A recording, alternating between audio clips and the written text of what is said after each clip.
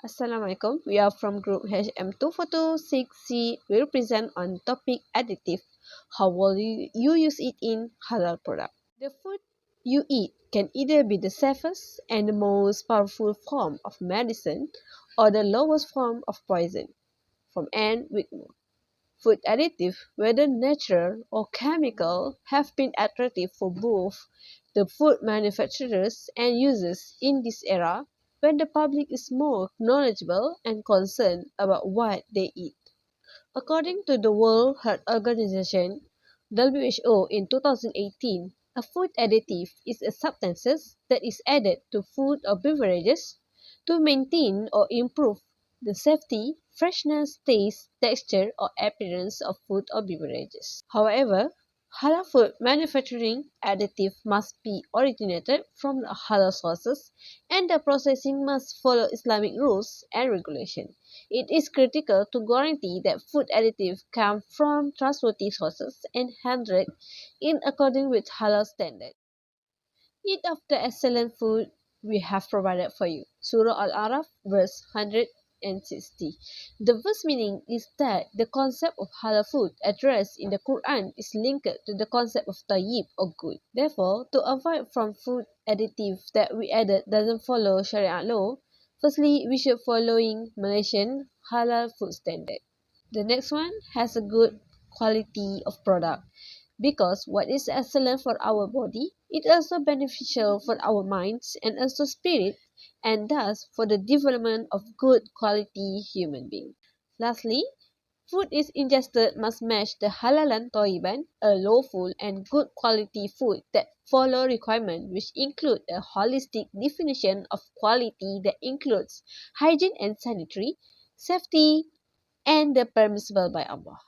The subtopic for food additives is modern science. In Islamic law, Muslims emphasize the importance of halal food sources because food intake is related to the development of human health and attitude. The advancement of modern technology today has grown rapidly and can facilitate human work. The advent of modern science and technology, food has gone through many processes and been transported to other parts of the world and this is causing concern among Muslim consumers. This problem has raised curiosity as to whether processed food contain illegal substances. Although there have been some issues and problems related to the mixture of non-halal food additives, the process of manufacturing food products that are questionable, it can still be overcome with the right methods and agreed by many parties.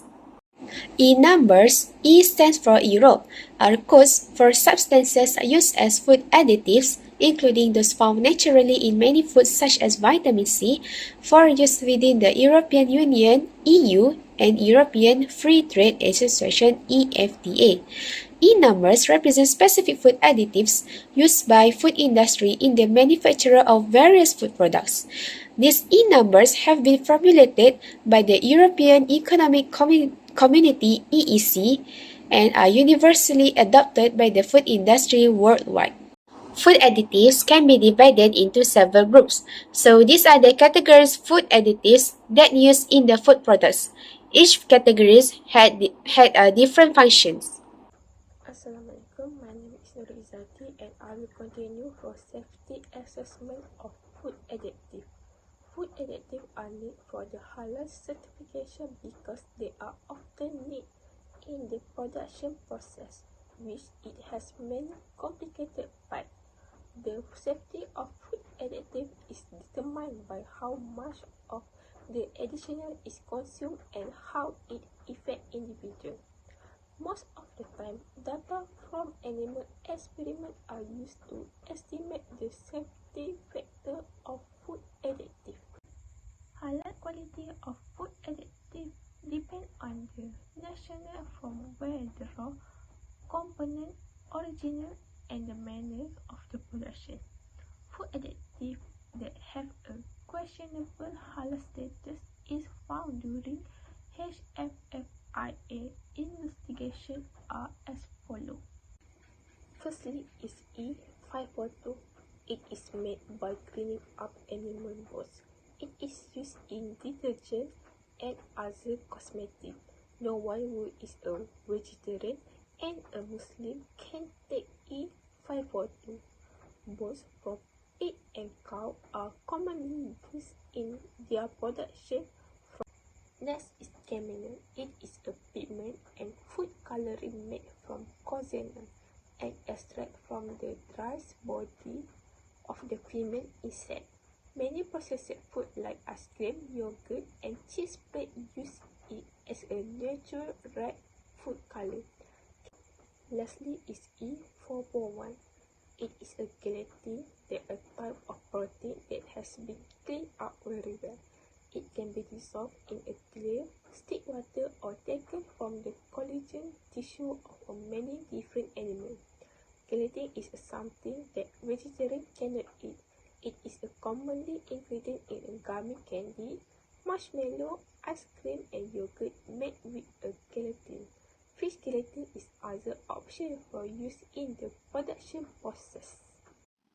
My name is Muhammad Hanafi bin Ibrahim and I would like to present about the discussion and findings of food additive. And what we discussed and found is that food additive has a positive impact and also negative impact to the food industry. I would like to present about the food additive positive impact to the food industry. First and foremost, that they have longer storage, which is preservative that used in food products so they can last longer and also keep it fresh. Next is the food flavor enhancer and also food coloring. They can enhance the flavor of the food and also make enhance the food appearance. Next is that they give more nutrition. For example, they added more vitamin C and minerals to the food. And then lastly, uh, helping on processing food, which is the factory uses all the food additive to produce the final product. Next, I would like to present about the negative impact of food additive in the food industry. So, food coloring, as we can see, that it can cause cancer, allergic response, tumor, and etc. Next is over excessively food acids, because food acids can cause some gastric, dry skin, acne, and bacterial illness, because acidic food make the bacteria grow faster or spread faster.